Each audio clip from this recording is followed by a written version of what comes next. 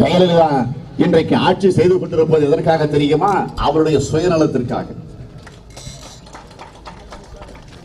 அவரோடு இருக்கக்கூடிய அந்த குடும்பத்தினுடைய நலனுக்காக, அவருக்கு அவ்வப்போது வசூல் செய்து கொண்டிருக்கக்கூடிய அமைச்சர்களுக்காக ஒரு ஆட்சி பொறுப்பிட இன்றைக்கு ஜெயலலிதா இருக்கிறாரே தவிர வேறல்ல. இன்று காலையிலே கூட நம்முடைய தலைவர் கலைஞர் அவர்கள் முரசொலியில மிக தெளிவாக குறிப்பிட்டு காட்டி இருக்கிறாரு. இதே ஜெயலலிதா தன்னுடைய சொத்து குவிப்பு வழக்கு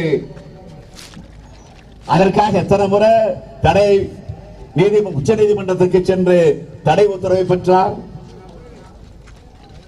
அது மட்டும் இல்ல, மக்கள் நல பணியாளர்கள் அவருக்கு வேலை வழங்க வேண்டும் என்று சென்னை உயர்நீதிமன்ற தீர்ப்பு தருகிறது, உச்ச நீதிமன்ற தீர்ப்பு தருகிறது. அதற்கு தடை வாங்குகிறார் ஜெயலலிதா. ஏன் ஜெயலலிதா ஆட்சிக்கு வந்தவுடன் சமச்சீர் கல்வி திட்டத்தை தடை செய்யணும்னு, அதை ரத்து பண்ணு தடை வாங்க போகலையா நீதிமன்றத்திற்கு, உச்ச நீதிமன்றத்திற்கு?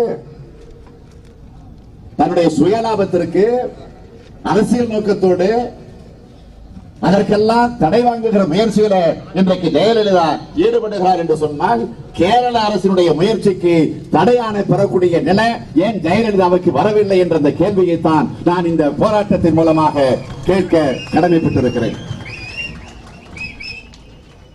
ஆகவே இந்த போராட்டத்தின் மூலமாக நம்முடைய உணர்வை இன்றைக்கு நாம் வெளிப்படுத்திக் கொண்டிருக்கிறோம் என்று சொன்னால்,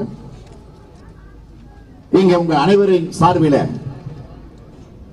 கொங்கு மண்டலத்தில் இருக்கக்கூடிய, குறிப்பாக கோவை, ஈரோடு, திருப்பூர் போன்ற 3 மாவட்டங்கள் மட்டுமல்ல, இந்த சிறுபான்மையால் பங்கு பெறவிருக்கக்கூடிய, பயன்பெறவிருக்கக்கூடிய மக்கள், விவசாய பெருங்குடி மக்கள், அவர்களின் சார்பில் நான் மீண்டும் நிறைவாக எடுத்துச் சொல்ல விரும்புவது, இந்த போராட்டம் இன்றோடு முடியக்கூடிய போராட்டமாக மட்டுமல்ல, இது தொடரும் என்று சொன்னால் இந்த போராட்டம் வேறு வகையில தொடரும்.